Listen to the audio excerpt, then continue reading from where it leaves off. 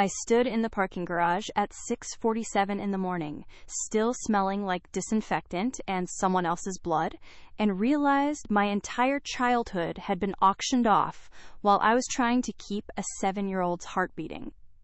Maybe you've carried people who never learned to carry you. Maybe you know what it's like to be the strong one until your bones start to crack under the weight. Tell me if you've ever been someone's safety net and their punching bag at the same time. It started the way most betrayals do, quietly, with a phone call I almost didn't answer. I had just finished a 16-hour shift in the ICU, 3 codes, 2 deaths. One miracle that left me shaking in the supply closet for 10 minutes because a kid who shouldn't have survived opened his eyes and asked for his mom. My scrubs were stiff with dried sweat. My hands still smelled like latex even after I'd washed them 4 times. I was so tired my teeth hurt. The phone buzzed as I unlocked my car. Dante, my older brother, the one who still lived in our mother's house at 32, who called himself an entrepreneur but hadn't held a job since 2019. I almost let it go to voicemail. Luna, his voice was bright, too bright, the kind of brightness that comes before a ask. Hey, Hermana, you sound tired. I didn't say anything. I was watching a father carry his daughter to his car across the lot. She was laughing, he was crying, I knew which room they'd come from. So listen, Dante continued. Mom wanted me to give you a heads up. We had to take care of something, family emergency type situation. My stomach dropped. It always did when he used that phrase, family emergency. In our house, that meant someone needed money, again. What happened? Dad's old stuff. From the closet. We had to liquidate some assets. You know how it is. I didn't know how it was. I sat there in my car, windows fogging up, trying to understand what liquidate meant in Dante's mouth. What stuff? Just some old medals and coins and whatever. Military stuff. Mom found a collector. Got a good price, actually. 18 grand. The parking garage went silent. Not quiet. Silent. Like the moment after a crash before the screaming starts. My father died when I was 17. A heart attack in the Home Depot parking lot, groceries still in the cart. He left me 3 things. His bronze star from Desert Storm. His Purple Heart. And a college fund. $18,000. Exactly enough for 2 years of nursing school if I was careful. You sold Dad's medals. We needed it, Luna. Dante's voice shifted. Defensive now. Tired of me already. I've got this marketing intensive in Tulum next week. 15 grand for the course. But the ROI is insane. This is how you build generational wealth. Dad would have understood. Something in my chest cracked. Not my heart. Something deeper. The place where you keep the last bit of faith in people who share your blood. That money was mine. He left it for my education. You're already a nurse. You don't need more school. Just a nurse. The way he said it. Like I handed out Band-Aids at summer camp instead of holding people together while they died. Where's the money, Dante? It's invested in my future, our family's future. You're always so focused on yourself, Luna. Maybe if you thought about the bigger picture. He hung up. I sat there until the sun came through the concrete levels in orange stripes. Until my phone buzzed again. A text from my mother. Not an apology, an invoice. For my share of the utilities. At a house I hadn't lived in for 11 years. I drove home. My apartment was small. Clean. Quiet. I'd worked every holiday for 6 years to afford the deposit. I had one photo on the wall. Me and my father at my nursing school graduation. He wasn't there. He'd been gone 4 years by then. But I'd photoshopped him in anyway, standing next to me, proud. I looked at that photo for a long time. Then I opened my laptop. My father had been careful, meticulous. He'd kept records of everything. I still had his files in a box under my bed. Account statements, signed letters. A will, handwritten, notarized. Everything labeled in his blocky printing. for Luna's education, not to be touched. I pulled up the security footage from the storage facility. My hospital had taught me to document everything, to track, to follow chains of custody. I'd learned those skills on bodies, but they worked just as well on betrayal. The timestamp read Tuesday, 3:17 p.m. I checked my work schedule. Tuesday. I'd been in the ICU, chest compressions on a diabetic in her 40s. I remembered because I'd cracked 2 of her ribs and she'd lived anyway. The video was grainy but clear enough. My mother, walking into the frame, hair perfect, nails fresh, wearing the Chanel sunglasses Dante bought her last Christmas with money he'd borrowed from me and never returned. She signed the release paperwork. The camera caught her hand, steady, confident. Not the hand of a grieving widow protecting her husband's memory. The hand of someone who'd done this before. The signature wasn't hers. It was mine. I watched it 3 times. The way she dotted the I in my name, the flourish on the V in Vega, she'd practiced. They sold my father's medals, they stole my education, and they signed my name to do it. I sat in the dark of my apartment, still in my scrubs, and felt something I'd never felt before. Not anger, not grief, something colder, clearer. I thought about that father in the parking lot, the one carrying his daughter, the way he held her like she was the only true thing in a world made of lies. My father would have held me like that. But he was gone, and the people who were supposed to protect what he left behind had turned it into a vacation. I saved the footage, backed it up 3 times, sent copies to an email account they didn't know I had. Then I opened a new document and started typing. By the time the sun came up again, I'd already decided how this story would end. The email arrived at 4:23 a.m., 3 days after I saved the footage, and the subject line read, "We regret to inform you." I was already awake. Night shift does that. Rewires your circadian rhythm until dawn feels like midnight and silence sounds like screaming. Mayo Clinic. Senior ICU position. The job I'd been working toward for 6 years. The one that would have meant relocation assistance, loan forgiveness, a salary that didn't require me to choose between groceries and gas. The one that would have finally made my father's sacrifices mean something. I read the email twice, then a 3rd time, hoping the words would rearrange themselves into something survivable. After careful consideration of recent publicly available information regarding your professional conduct and family obligations, we have decided to move forward with other candidates. Publicly available information? My hands went cold. I opened Twitter. I didn't have to search long. The video had 2.3 million views. My mother's face filled the screen, tears streaming, voice breaking. Hair disheveled in a way that looked accidental, but I knew took her 20 minutes in front of a mirror to perfect. She was in my childhood bedroom, the one I hadn't slept in since I was 18. Behind her, you could see my old nursing school textbooks on the shelf. My graduation photo.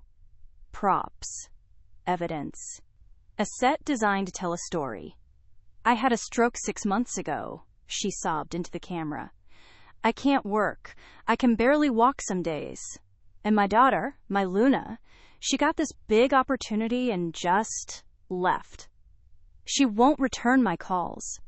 She sends money sometimes, but money isn't love. Money isn't your daughter holding your hand when you're scared." The comments were a wildfire. Imagine abandoning your own mother after a stroke. Nurses are supposed to care for people, and she can't even care for her own family. This generation is so selfish, my mom would never. The hashtag was already trending. #ungratefulnurse. 48,000 tweets. I sat there in my scrubs, still smelling like the hospital, and felt something crack that I didn't know could break. Not my heart, my faith, in truth, in fairness. In the idea that if you did everything right, worked every holiday, saved every dollar, held every boundary, eventually, people would see you clearly. My mother didn't have a stroke. She had a panic attack at Costco 3 years ago because they discontinued her favorite face cream. She posted about it on Facebook like it was a medical emergency. 37 people sent prayers. That was the stroke she was talking about. I scrolled through the comments, watched strangers dissect my character, build a story about me from pixels and performance, decide I was a monster because my mother cried prettier than I defended myself. My phone buzzed. A text from Dr. Celine Park, my best friend, the only person at the hospital who knew the truth about my family. I saw it. Don't respond. Document everything. I'm coming over. But I couldn't stop scrolling. Someone had found my LinkedIn, posted screenshots with captions.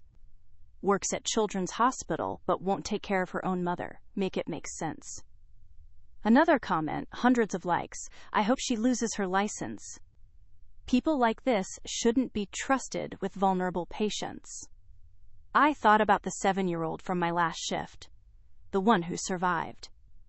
How his mother had held my hands after and said, "You gave me my whole world back." I thought about the teenager with leukemia who asked me to braid her hair before chemo because her own mom couldn't look at her without crying. I thought about every time I'd chosen other people's emergencies over my own exhaustion. And none of it mattered, because my mother knew how to cry on camera. The door knocked. Celine didn't wait for me to answer. She had a key. She also had a folder. "How bad is it?" I asked. The hospital admin saw the video. They're not saying anything officially, but you know how it works. I knew optics matter more than truth. Viral matters more than real. Celine sat across from me. She had that look. The one she used in ethics committee meetings when someone suggested pulling life support too early to free up a bed. "Tell me you have documentation." I showed her everything. The will, the account statements, the security footage of my mother forging my signature, the text messages where Dante called me Hermana ATM, the Venmo requests from my mother, time-stamped during shifts where I was coding patients, each one labeled urgent family emergency, followed by Instagram posts of her at brunch. Celine studied it all with the same methodical precision she used reviewing patient charts. "This is good. This is really good. But Luna, if you release this now, it'll look defensive, reactive. People don't trust victims who fight back too hard. So I just let them destroy me." "No. You let them destroy themselves." She opened her laptop, pulled up Dante's Twitter. He'd posted a thread 2 hours ago. "Time to set the record straight about my sister." Thread? I felt my jaw tighten. "Luna's been telling people our family stole from her. Here's the truth. Our dad left money for the family, not just her. We made a collective decision to invest in opportunities that would benefit everyone." He'd attached screenshots, loan agreements, all showing my signature, promising to repay him, dated years ago. Except I'd never signed them. And they were written in crayon. Actual crayon. Blue Crayola, the cheap kind that smells like childhood and lies. "He didn't," I whispered. Celine zoomed in. "He did. Look at the dates. He backdated them to when you were 19, before you knew how to protect yourself. People will believe this. Some will, until they look closer." She highlighted something in the corner of one image, a timestamp, a metadata tag showing the file was created last week, on Dante's laptop. "He's not smart enough to scrub metadata," Celine said. "He's just arrogant enough to think he doesn't need to." My phone exploded. Texts, emails, messages from relatives I hadn't spoken to in years. "Is it true you abandoned your mother? Family is supposed to come first, Luna. Your father would be ashamed." That last one came from Tia Lourdes, the family treasurer, the woman who'd asked me to donate to the Vega Family Heritage Cruise Fund 3 months ago. $300. For a celebration of our roots, our togetherness. I'd sent the money the same day, even though I'd had to skip 2 therapy appointments to afford it. Now she was telling me my father would be ashamed. Celine watched me read them, watched my face do whatever it was doing. You know what they're doing, right? They're isolating you. Making you the villain so no one questions them. It's textbook. I knew. I'd seen it before. Impatient families fighting over DNR orders. The loudest voice wins.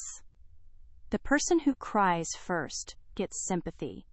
Truth is quieter than performance. What do I do? Celine closed her laptop.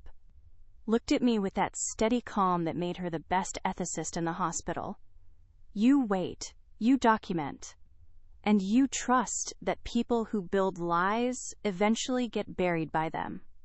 She left an hour later, made me promise to eat something, to sleep, to not check Twitter.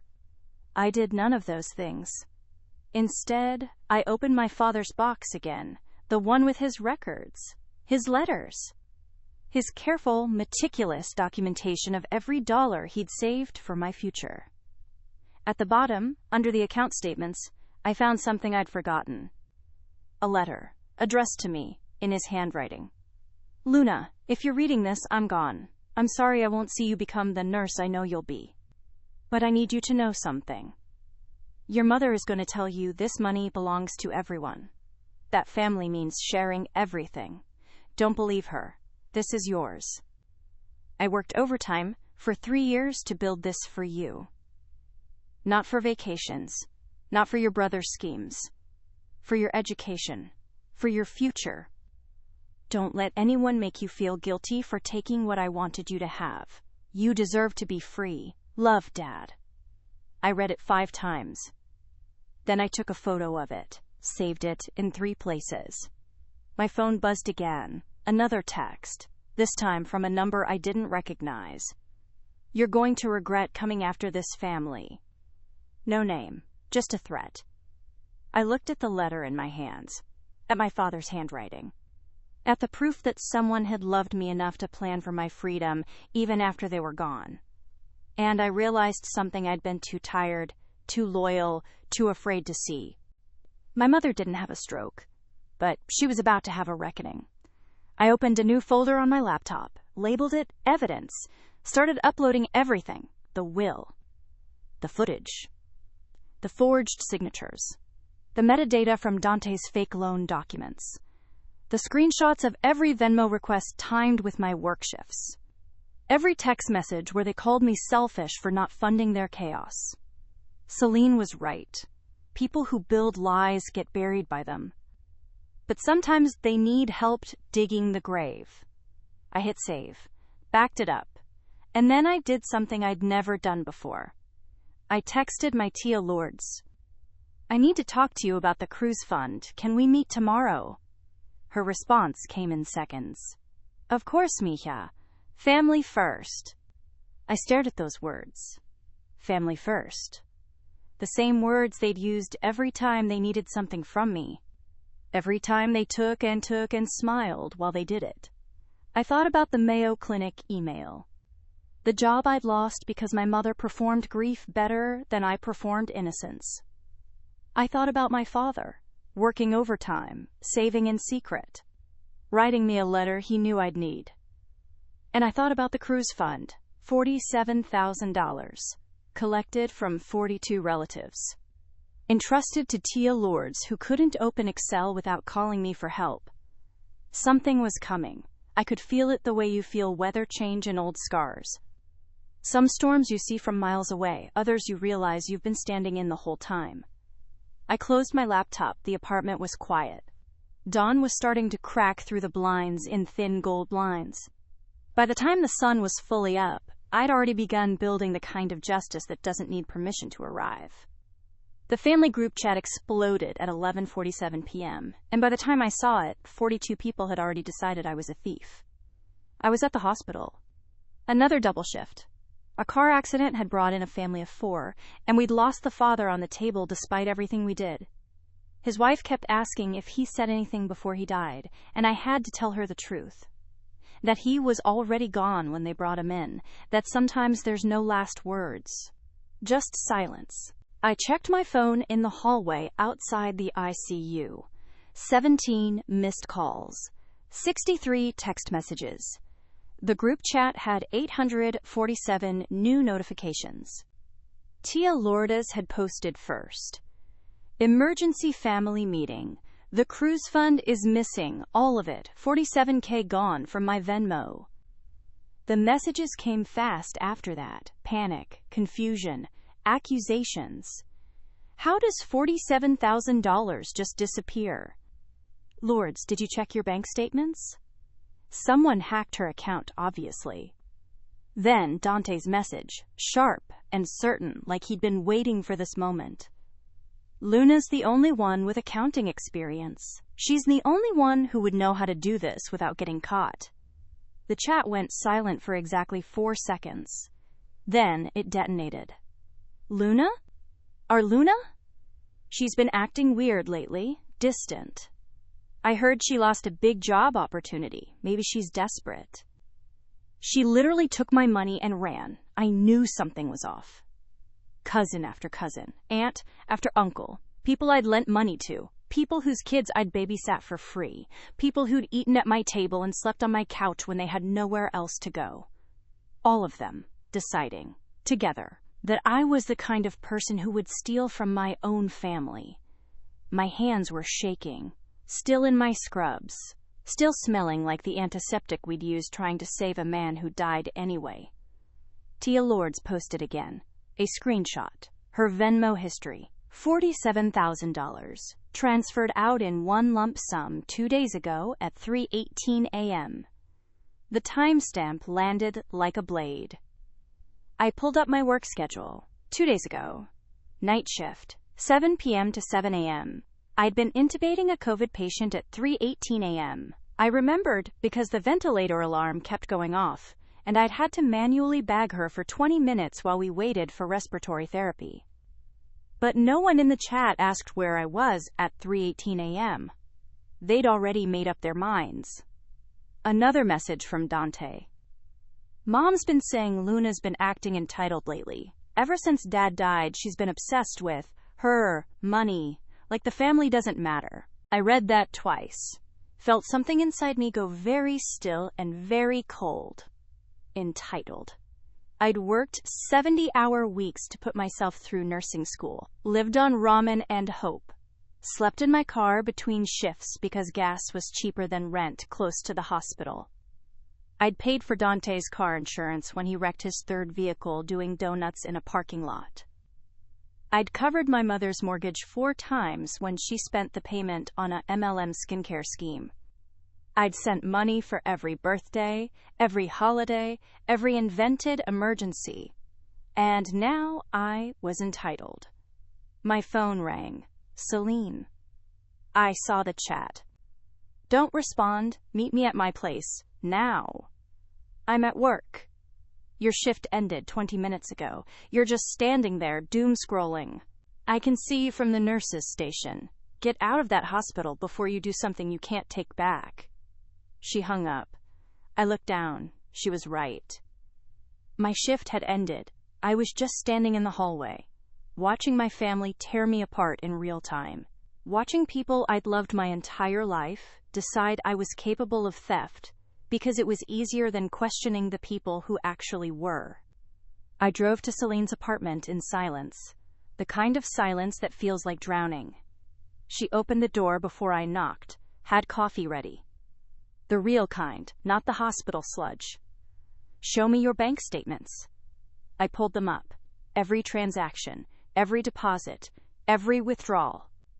Nothing even close to $47,000. Good. Now show me your Venmo. I did. The last transaction was 3 months ago. $300 to Tia Lourdes. For the cruise fund. With a little note. For family, con amor. Celine studied it all with that frightening focus she used when reviewing malpractice cases. They're setting you up. You know that, right? I knew. But knowing something and accepting it are different countries with no bridge between them. Why me? Because you're the competent one, the one with education. The one who left. People like your family don't forgive success. They call it betrayal, and then they punish you for it. My phone buzzed. Another message in the group chat. This time from my mother. I didn't want to say this publicly, but Luna's been acting very strange. Since she lost that Mayo Clinic job, she's been making accusations, saying horrible things about me and Dante. I think she might be having a breakdown. We need to approach this with compassion. She's clearly not well. The genius of it made me nauseous. She wasn't calling me a thief directly. She was calling me crazy, letting everyone else draw the conclusion, planting reasonable doubt wrapped in false concern. Celine read over my shoulder. That's good news. How is any of this good news? Because she's overplaying her hand. Look. She pulled up her own laptop, started typing.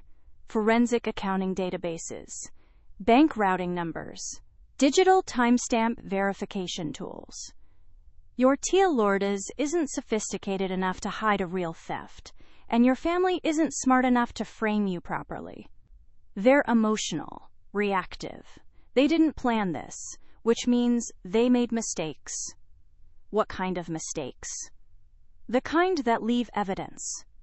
She worked for an hour. I watched her pull threads I didn't know existed. Venmo's metadata, IP addresses, device fingerprints. Finally, she sat back. The transfer came from Lourdes' account, but it wasn't made on her phone. What do you mean? Venmo logs what device you use. Lourdes always uses her iPhone, has for years. The transaction that emptied the account was made on a laptop. Windows OS, from an IP address in your mother's house. The air in the room changed density. Someone in my mother's house transferred the money using Lourdes' login, and then blamed you for it. My phone rang. Tia Lourdes. I almost didn't answer. Her voice was frantic, shaking. Luna, mija, I need your help. The family is talking about filing a police report, about pressing charges. I don't want to do that, your family. But the money is gone, and everyone is saying you took it and I don't know what to do. I could hear my mother in the background, coaching, whispering. Tell her we'll drop it if she returns the money. Lourdes repeated it, word for word, like a hostage reading a script. We'll drop everything if you just return the money, Luna. No one has to know. We can say it was a misunderstanding. I looked at Celine. She shook her head, mouthed the word, trap. Tia, I didn't take the money. Then where is it? Good question. I told her I'd call her back. Hung up. Celine was already pulling up more screens. Bank transfers, Cash App, Zelle.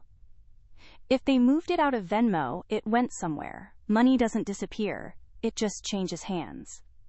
She worked in silence, the kind of silence that feels like prayer. Then she stopped. Found it. She turned the laptop toward me. The $47,000 had been transferred from Venmo to a bank account. The account was labeled DV Enterprises. Dante Vega Enterprises. His fake LLC, the one he'd registered last year to look legitimate on Instagram. The transfer happened at 3:18 a.m. from my mother's house. On a laptop registered to Dante. They'd stolen the cruise fund, then blamed me, then demanded I return money I never took. I felt something shift. Not in the room. In me. Celine was watching my face. What do you want to do? I thought about my father, about the letter he'd left me, about how he'd worked in silence to protect me from people who smiled while they stole. I thought about the Mayo Clinic job, the viral video, the hashtag, the stranger who'd sent me death threats because my mother cried on camera. I thought about 42 relatives, good people, hard-working people, who'd saved money for a family trip, who'd trusted Lourdes, who now believed I'd betrayed them. I want to meet with Lourdes, in person, tomorrow. Why? Because she's going to tell me the truth. Celine looked skeptical. And if she doesn't? I opened my messages, scrolled to Abuela Cuca, my grandmother. The stroke survivor who couldn't speak but could write in perfect cursive. I hadn't visited her in 3 weeks. Too many shifts. Too much chaos. I sent her a message. Abuela, I need to see you. Tomorrow. It's important. The response came immediately. Just one word, written slowly. Come. I looked at Celine. Abuela knows something. How can you tell? Because she always does. I drove home at dawn. The sky was breaking open in thin pink lines, the same color as healing skin. My phone buzzed one more time. The group chat. Someone had posted a poll. Should we file a police report against Luna? 34 people had voted yes. 8 had voted no. I looked at the names of the people who voted no. Abuela Cuca was one of them. The other 7 were cousins I'd helped through college, kids I'd tutored, relatives I'd driven to hospitals, to funerals, to moments they couldn't face alone. Not enough to save me, but enough to remind me that truth has a gravity that eventually pulls everything into orbit. I pulled into my apartment complex. The sun was fully up now, bright and clean and unforgiving. I thought about Dante, sleeping in my mother's house, in the room that used to be mine, surrounded by evidence he was too arrogant to hide. I thought about my mother, posting selfies from brunch while her mother couldn't speak, crying on camera while stealing from her own family. And I thought about my father's letter, the last thing he'd written to me. You deserve to be free. I walked into my apartment, sat down at my desk, opened my laptop. The evidence was all there, the metadata, the bank transfers, the timestamps, the IP addresses. But evidence wasn't enough, not yet. I needed something else. I needed the kind of proof that doesn't just show what happened. It shows who people really are when they think no one's watching. I texted Tia Lourdes. I'll meet you tomorrow, your house, noon. I'll explain everything. She responded in seconds. Thank God, Misha. I knew you'd do the right thing. I set my phone down. Celine had asked what I wanted to do. The answer was simple. I wanted to give them enough rope to hang themselves with, and I wanted to make sure every single person in my family could see the knot being tied. I arrived at Abuela Cuca's house at sunrise, and she was already waiting at the window with something in her lap that would change everything. She lived alone now, had since the stroke 2 years ago, the same stroke my mother claimed to have had, the real one. The kind that steals your voice but leaves your mind sharp as broken glass. I knocked softly. She unlocked the door with her left hand. Her right side still didn't work properly. She moved slowly, deliberately, the way people do when their bodies have betrayed them but their will hasn't. She gestured to the kitchen table, sat down across from me. Her eyes were clear, focused. The kind of focus that comes from watching people lie for decades and finally deciding to speak without words. She pushed a piece of paper toward me. Her handwriting was shaky but legible. They think I don't understand. They talk in front of me like I'm furniture. I've been waiting for you to be ready. My throat went tight. She reached under the table, pulled out a turquoise vase, the one that had sat on her mantel since I was a child. The one my grandfather brought back from New Mexico before he died. She turned it upside down. Cash fell out, bundled in rubber bands. $50 and $100 bills. Stack after stack. And then something else. A small SD card. The kind that fits in a GoPro. She wrote again, faster this time. I took it back. From Gloria's closet. 3 days ago, while she was at brunch, the camera was hidden in my bedroom, recording everything. I stared at the money, at the SD card, at my grandmother's face. She'd stolen the cruise fund back. From my mother. And filmed the confession. My hands were shaking when I picked up the SD card. Abuela wrote one more line. Show them who they really are. I drove to Tia Lourdes, House with the vase in my passenger seat and a plan forming in my mind like ice crystallizing on glass. Lorde answered the door in a panic, hair uncombed, eyes red. She looked like she hadn't slept in days. Behind her, I could see relatives gathering. My mother, Dante, cousins, uncles. The ones who'd voted yes on filing a police report. The ones who decided I was capable of theft because it was easier than admitting the truth. They'd staged an intervention. My mother stood in the center of the living room like a general commanding troops. She was wearing her grief costume, the soft cardigan, the minimal makeup, the expression of wounded concern. She saw me, and her face shifted, relief mixed with something harder. Victory, maybe. Or vindication. Dante was on the couch, scrolling his phone. He looked up when I walked in, smirked. Tia Lourdes closed the door behind me. Her hands were shaking. My mother spoke first. Her voice was gentle, therapeutic, the tone she used in her charity videos. Luna, sweetheart, we're so glad you came. We've all been so worried about you. This has been such a difficult time. I set the turquoise vase on the coffee table.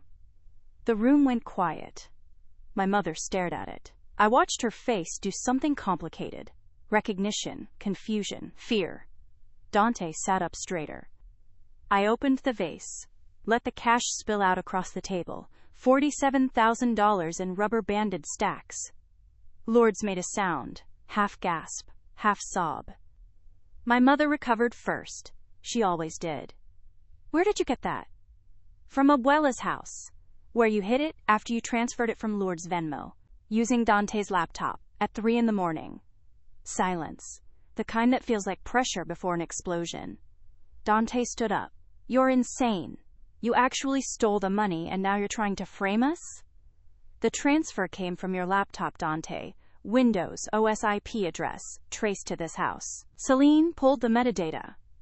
His face changed. Just for a second, the mask slipping. My mother stepped forward, still calm, still controlled. Luna, honey, I think you need help. This paranoia, these accusations, you've been under so much stress. Losing that job, the things people have been saying about you online. I think you're having some kind of episode. She looked around the room, at the relatives, building consensus, creating narrative. We love you. We want to help you. But you have to stop this. You have to take responsibility. Responsibility, the word they'd used my entire life when they needed money, when they needed favors, when they needed someone to blame. I pulled out my phone. You're right. Someone needs to take responsibility. I opened the Facebook app. The family group. The one with 1847 members. Every Vega. Every cousin. Every distant relative who'd donated to the cruise fund. I went live. The red dot appeared. Recording. 12 people joined immediately. Then 50. Then 200. I set my phone on the table, facing the room. My mother's face went white. Luna, what are you doing? Showing them the truth. I took out the SD card, walked to the TV. Lourdes still had an old DVD player with an SD slot. I plugged it in. The screen flickered to life. The footage was grainy but clear. Abuela's bedroom, date stamped. 4 days ago, 2:47 a.m. The door opened. My mother and Dante walked in. They thought Abuela was asleep. They didn't bother whispering. My mother went straight to the closet, pulled out the turquoise vase. On screen, Dante laughed. I still can't believe Lourdes fell for the Venmo hack story. She's an idiot. They all are. My mother counted the cash. Quick, efficient. This'll cover your Tulum trip and my laser treatments. What about Luna? What about her? She's too busy playing hero at the hospital to notice. And if anyone asks, we'll just say she took it. She's already the villain online. No one will question it. They laughed, both of them, standing in my grandmother's bedroom, counting stolen money, joking about framing me. In Lourdes' living room, the silence was absolute. On screen, my mother tucked the money into her purse. Make sure you delete those fake loan documents from your laptop. The metadata shows when you made them. Already did. Good. Let's get out of here before the old lady wakes up. The video ended. I looked at the phone. The livestream viewer count was at 246. Comments were flooding in faster than I could read them. I looked at my mother, at Dante, at their faces. They weren't denying it. They weren't explaining. They were just staring at the phone, at the audience, at the proof spreading in real time. Tia Lourdes spoke first. Her voice was small, broken. You were going to let me think I lost the money. You were going to let the family blame Luna, your own daughter. My mother didn't answer. She was too busy calculating. I could see it happening behind her eyes. Damage control. Exit strategies. But there was no exit. The Facebook Live was being shared, recorded, downloaded. In 4 minutes, it had reached 1,200 people. By tomorrow, it would be everywhere. Dante stood up. This is entrapment. You can't use this. It's not entrapment. It's evidence. Recorded in Abuela's own home, where you committed theft. A cousin I barely knew spoke from the back of the room. You were really going to let Luna take the fall for this? My mother finally looked at me, really looked at me. And for the first time in my life, I saw something in her face I'd never seen before. Fear. Not of consequences, of exposure, of being seen clearly by all the people she'd performed for. She tried one last time, voice shaking now, tears forming. Luna, please. You don't understand. I was going to give it back. This was just temporary. We were desperate. You had $18,000 from selling Dad's medals. You had $300 I sent you last week for utilities. You weren't desperate. You were greedy. The live stream was at 2,000 viewers. Someone had shared it to the main Vega family page, the one with 5,000 members. My phone started buzzing, text messages, dozens of them, from relatives I hadn't spoken to in years. I'm so sorry, Luna. I should have believed you. I voted yes on that police report. I was wrong. Tia Lourdes was crying now, real crying, the kind that comes from betrayal that cuts through bone. She looked at my mother, at her sister-in-law, at someone she'd trusted. How could you? My mother didn't answer. She was already moving toward the door, already planning her exit. But she didn't make it. Because Dante, in a moment of spectacular stupidity, decided to go for the phone.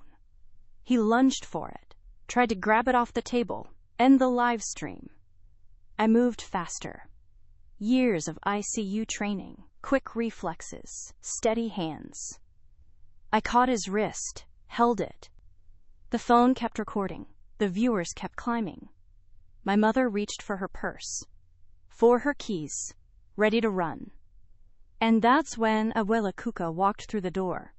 She'd followed me, taken an Uber, come to see this through. She moved slowly, her walker scraping against the tile. She positioned herself between my mother and the exit. Then she pulled out her phone, started typing, held it up. The text was simple. I recorded you. I gave Luna the money, and I'm pressing charges. My mother stared at her own mother-in-law, at the woman she'd talked over for 2 years, dismissed as helpless. You can't. You're not competent to? Abuela typed again. The stroke took my voice, not my mind, not my rights. A lawyer is already filing paperwork. The room felt like it was tilting. My mother's face went through stages: denial, anger, panic, and finally, something that looked almost like recognition. Like she was seeing herself clearly for the first time and didn't recognize the reflection. She ran. Not out the door. Abuela was blocking it. She ran toward the back, toward the patio, toward escape. But we were on embarkation day. The cruise ship was leaving from the pier 6 blocks away. Half the family was already there, waiting, packed, ready for the heritage cruise they'd saved for. My mother burst through the patio doors and kept running. Toward the dock, toward the ship, like if she could just get on board, none of this would be real. Dante followed her. I grabbed my phone, the live stream still going, and I ran after them. The relatives followed, Lourdes, cousins, uncles, all of us. A parade of betrayal spilling onto the street. We reached the pier in minutes. The cruise ship was massive, white and gleaming in the morning sun. Families were loading, kids running, music playing. My mother was halfway down the dock when she saw them. 30 relatives, already there, checking in. They'd seen the live stream. Their phones were out, recording. She stopped, turned, saw me behind her, saw the phone still streaming, saw the audience watching her run like guilt made visible. Her face did something terrible. Something that looked like a person realizing they'd burned every bridge and were standing in the ashes, wondering why they were cold. Dante grabbed her arm. "Mom, we need to go, now." But there was nowhere to go. The relatives were in front, the family behind, the evidence already viral. And then my mother did something I'll never forget. She saw Abuela Cuca slowly making her way down the pier, walker scraping wood, determined. My mother's face twisted, and she lunged. Not at me, at Abuela. She grabbed the walker, shoved it. Hard. Abuela stumbled. The walker rolled toward the edge of the dock, toward the water. I moved without thinking. Caught the walker, caught Abuela, steadied her before she fell. And in that moment, with my grandmother's weight in my arms and my mother's rage in front of me, I understood something fundamental. Some people don't love you. They need you. And when you stop being useful, they'll push you into the ocean and call it an accident. The sirens started then. Someone had called the police. Probably multiple people, probably everyone who'd seen the live stream and realized this wasn't just family drama anymore. This was assault, theft, attempted harm. This was consequence, finally arriving dressed as justice. My mother looked at the cop cars pulling up, looked at Dante, looked at me. And she started crying. The real kind. Not the performed grief she'd perfected. The ugly kind. The kind that comes when you realize you've destroyed everything and there's no one left to blame but yourself. The police approached, asked questions, took statements. I showed them the video, the evidence, the bank records, the metadata, everything Celine had helped me compile. They took my mother and Dante in handcuffs. The relatives watched in silence. The cruise ship left without us. And I stood on that pier, holding my grandmother's hand, and felt something I hadn't felt in 11 years. Free. The judge looked at my mother over reading glasses that caught the courtroom fluorescence like small mirrors and said the 6 words that made the gallery gasp, 90 days of public accountability. I was sitting in the 3rd row, Celine on my left, Abuela Cuca on my right, her good hand holding mine so tight I could feel her pulse against my palm. It had been 3 weeks since the pier. 3 weeks of police statements and lawyer meetings and relatives sending apology texts at 2 a.m. 3 weeks of my mother's mugshot circulating online with captions like, "Instagram charity queen caught stealing from family," and "The mask finally fell off." The viral video had done what truth alone never could, made people look, made them see. My mother stood at the defendant's table in a beige pantsuit that was supposed to communicate humility but looked like costume. Her lawyer had coached her, I could tell. The way she held her shoulders, the angle of her head, performing remorse the way she'd performed everything else. Dante stood beside her. No smirk now, no charisma. Just a 32-year-old man realizing that consequences were real and his mother couldn't charm them away. The prosecutor had been thorough. Laid out the evidence like artifacts in a museum. The forged signature on the pawn warehouse documents. The Venmo theft. The metadata proving Dante created the fake loan agreements. The video of them counting stolen money in Abuela's bedroom. and the attempted assault. That was what broke the case wide open. That was what turned family drama into criminal charges. My mother's lawyer tried, argued mental distress, claimed poverty, painted a picture of a struggling widow making desperate choices. But the prosecutor had done their homework.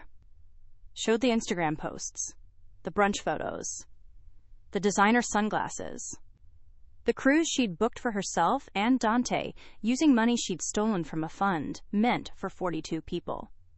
Showed my bank statements. 11 years of transfers.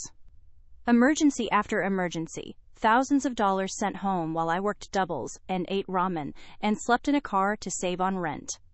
Showed my father's will, his letter, his specific instructions that the money was mine. And then they showed the Mayo Clinic rejection email, the trending hashtag. The death threat strangers had sent me because my mother cried prettier than I defended myself. The judge listened to all of it. Asked questions that landed like scalpels. Precise, surgical. Then she looked at my mother and asked one question that changed everything. Ms. Vega, in your own words, why did you do this? My mother opened her mouth, closed it, opened it again. Her lawyer whispered something. She nodded. I was trying to protect my family, to give my son opportunities. Luna was always so independent, so capable. I thought she didn't need the money the way we did. The judge waited. Is there anything else you'd like to say? Perhaps to your daughter? My mother looked at me then, really looked at me. And I saw her make a choice, the same choice she'd made my entire life. She looked away. No, Your Honor.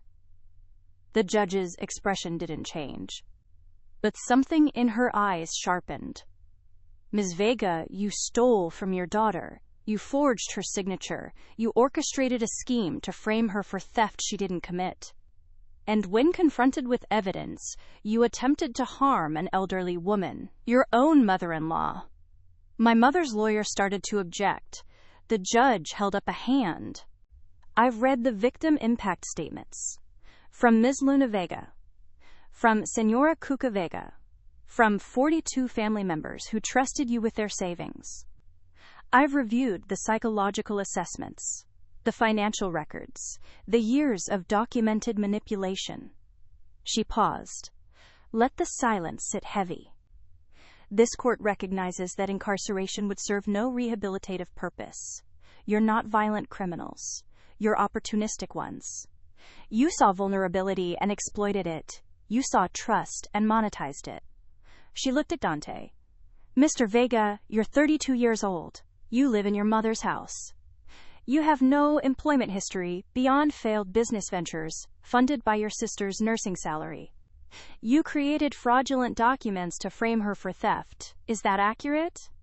Dante's voice was small. Yes, Your Honor.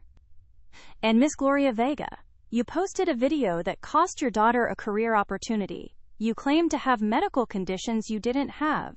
You weaponized social media to humiliate her publicly, correct? I was upset. I didn't think. That's the problem, Ms. Vega. You didn't think. Or perhaps you did. Perhaps you thought your daughter would always be there, always forgive, always fund your lifestyle while you mocked her profession and stole her inheritance. The courtroom was silent. I could hear someone breathing, maybe me. The judge shuffled papers, looked up. Here's what's going to happen. You'll each serve 90 days of monitored community service. Not in a soup kitchen where you can take selfies. Not in a program where you can hide. You'll serve that time at Jefferson High School, Ms. Luna Vega's former school, the one she graduated from 17 years ago. My mother's face went white. You'll work as custodial staff, cleaning classrooms, emptying trash, maintaining facilities. You'll wear body cameras. The footage will stream to the school's app under a program called Integrity in Action. Students will see you. Faculty will see you. The community will see you taking responsibility.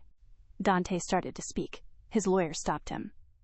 Additionally, you'll establish a scholarship fund, $50,000, in the name of Carlos Vega, Ms. Luna Vega's father. The money you stole from her will be restored through monthly payments from your wages. You'll both get jobs. Real ones.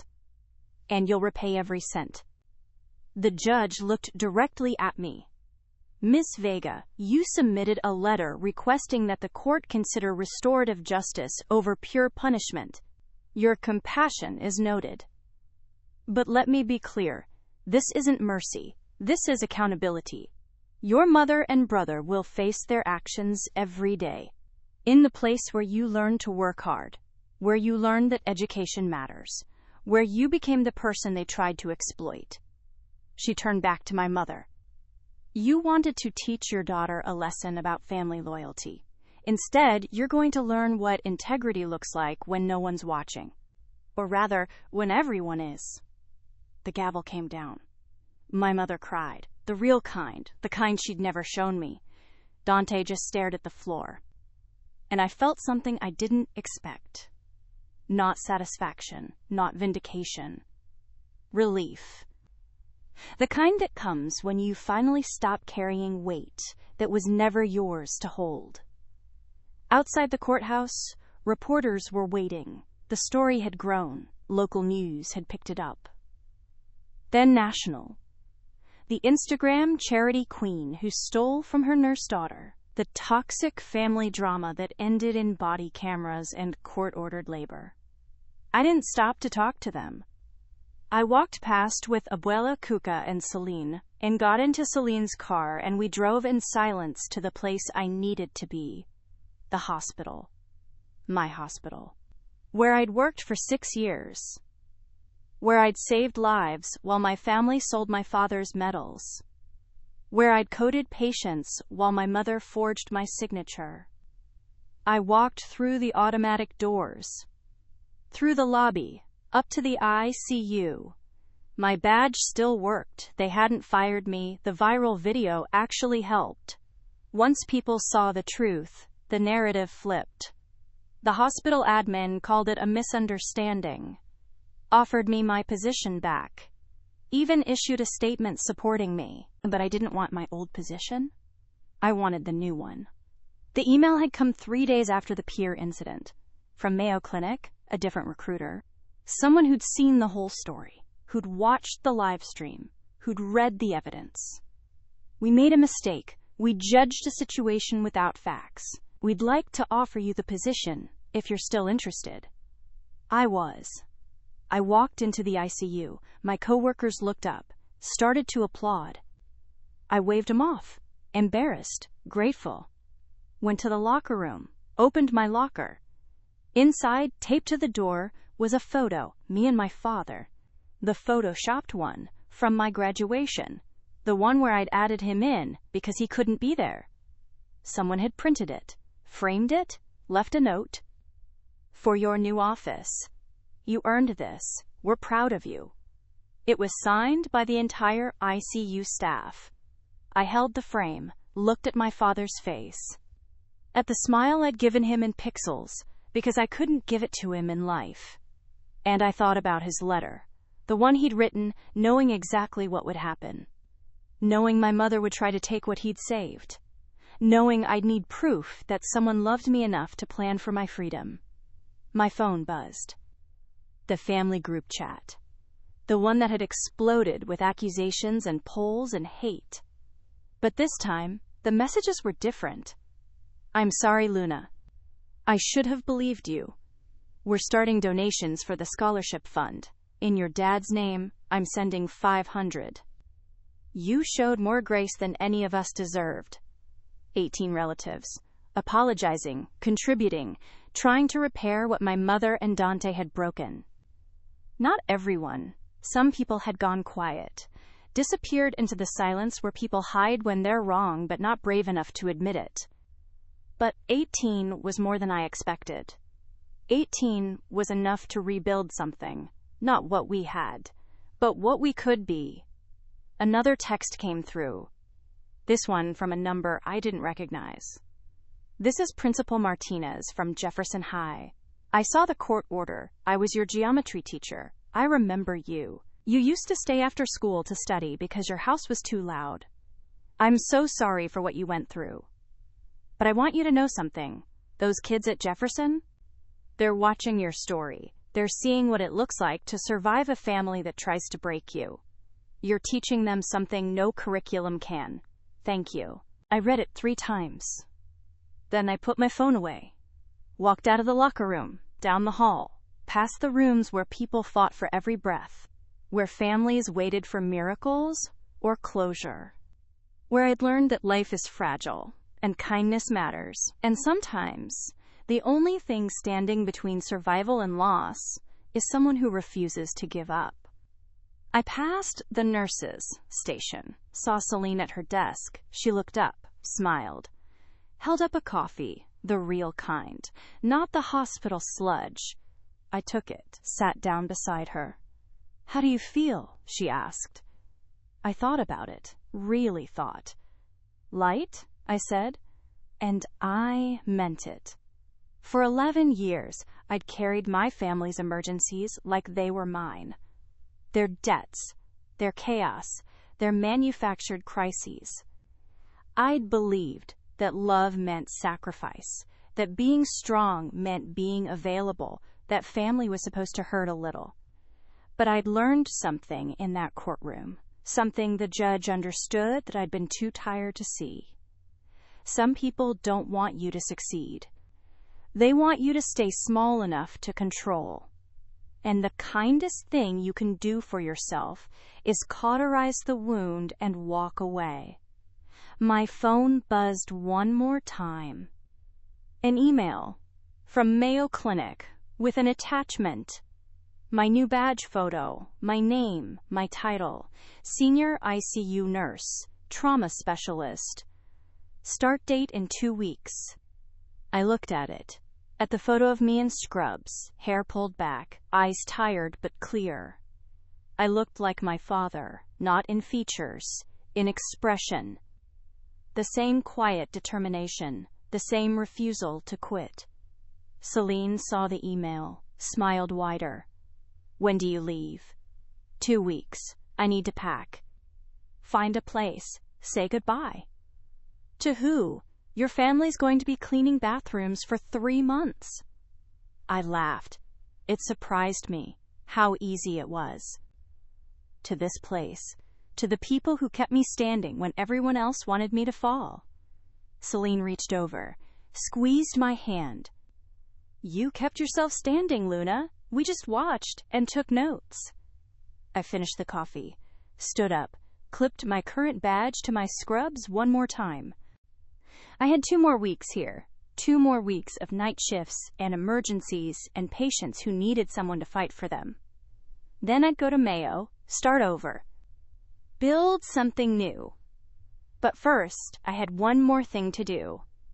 I drove to Jefferson High after my shift. 6 in the morning, the sun coming up gold and clean. The school looked the same. Old brick, chain-link fence, the gym where I'd hidden during lunch because I didn't have money for cafeteria food. A janitor was outside, emptying trash, body camera clipped to his shirt. Dante. He saw me, froze. I walked closer. Close enough to see his face clearly. He looked tired. Smaller somehow, like consequence had a weight he wasn't used to carrying. Luna! His voice cracked. I'm sorry. I know that doesn't fix anything, but I'm sorry. I looked at him, at my older brother, at the person who'd called me Hermana ATM, who'd stolen my education to fund a vacation. And I felt nothing, not anger, not grief, just a vast, clean distance. I hope you learned something here, I said. I really am. I nodded, started to walk away. He called after me.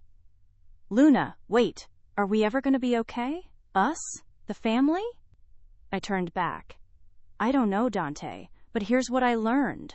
Some wounds you don't suture. You cauterize them. You burn them clean so they stop bleeding, so you can finally heal. I got back in my car, drove home through a city waking up. Thought about my father, about the letter he wrote, about how he'd known exactly what I'd need to survive. And I thought about the scholarship, The $50,000. The kids at Jefferson who'd see their names on an award and know that someone believed education mattered, that hard work had value, that escaping toxicity wasn't betrayal. It was survival. My phone buzzed one last time. A text from Abuela Cuca. Just one line, written in her careful, shaky cursive. Your father would be proud. I pulled over, let myself cry. The good kind, the kind that washes clean instead of drowning. Then I wiped my face, started the car, drove toward the future I'd built by refusing to let anyone steal it. Some families teach you love, others teach you boundaries. Mine taught me both, just not in the order I expected. And somewhere, in a courtroom or a classroom or a memory, I'd finally learned the most important lesson. That the strongest thing you can be is free.